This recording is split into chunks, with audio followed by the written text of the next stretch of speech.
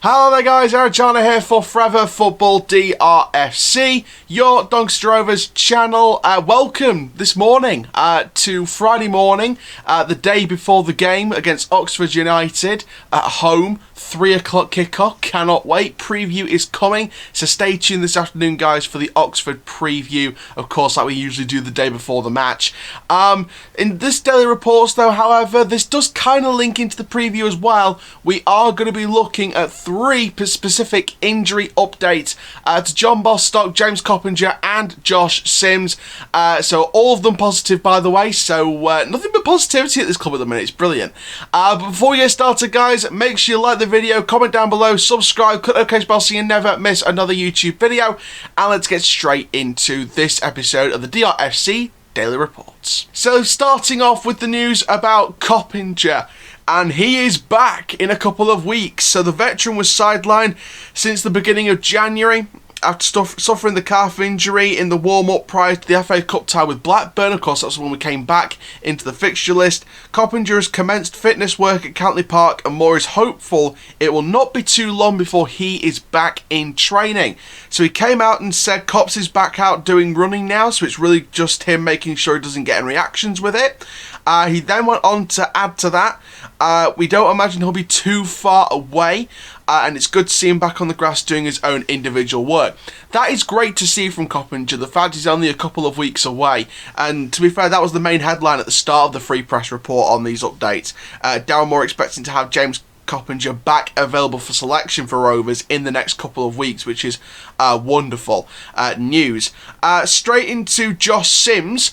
He trained with Rovers on the Thursday for the first time since rejoining the club on loan. He's gone straight into full training after completing the rehabilitation of his hamstring injury at parent club Southampton, and Moore said it was a full session for him, which is great. We just got him back, so let's not put too much on him soon.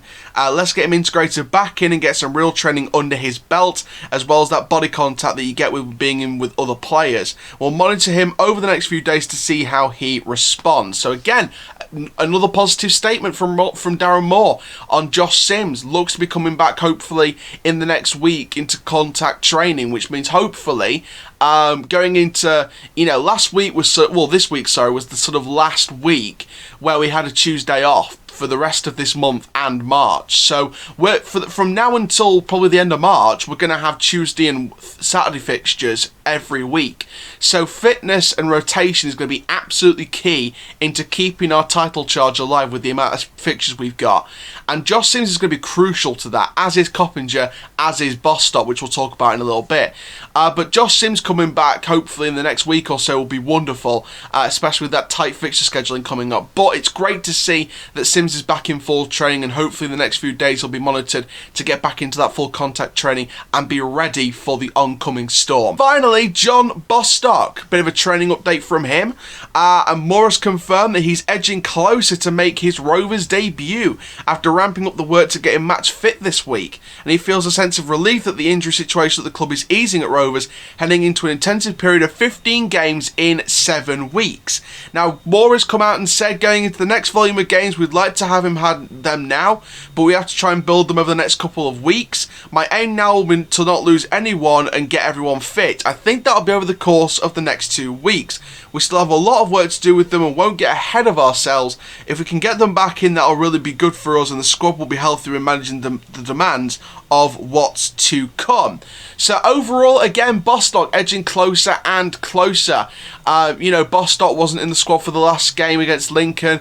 I think he'll be at least on the bench against in our game against Oxford on Saturday. I've put him on the bench just in case. If he's not going to be on the bench, again, we're looking probably to see Ed Williams coming on the bench instead, but my predictors team that you'll see in the prediction this afternoon will be the prediction I'll go with. So I kept Bostock on the bench just in case. However, Sims is coming back in a week or two. Cops is coming back in a couple of weeks. So very, very exciting stuff there. And overall, the injury updates are very, very positive for Rovers. So Darren Moore really has utilised this squad to advantage. The fact that we can win without Ben Whiteman, we can win without our new signings, we can win without all of them, and we can keep winning with the squad we've got. it only provides positive updates for when the new signings and the people that have been injured, like John Jules, come back in March, Coppinger in the next couple of weeks. You know, it will provide nothing but positives when those players come back into a squad that's already winning without them. So overall, very excited, very, very happy, and let's just see exactly how it goes. So, big positive injury updates going into the game on Saturday. I've got my match pass, I'm raring and ready to go, and obviously, like we spoke about last week, there's no watch-alongs for the rest of the season. You have to stay tuned for the match review, but that doesn't mean you guys can't get involved either.